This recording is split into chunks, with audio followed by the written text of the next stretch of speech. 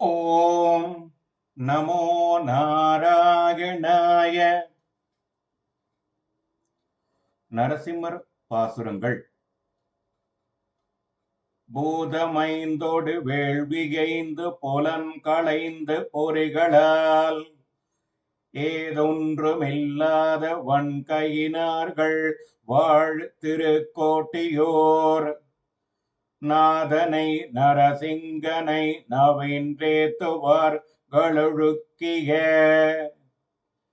பாத தூளி படுதலால் இவ்வுலகம் பாக்கியம் செய்ததே.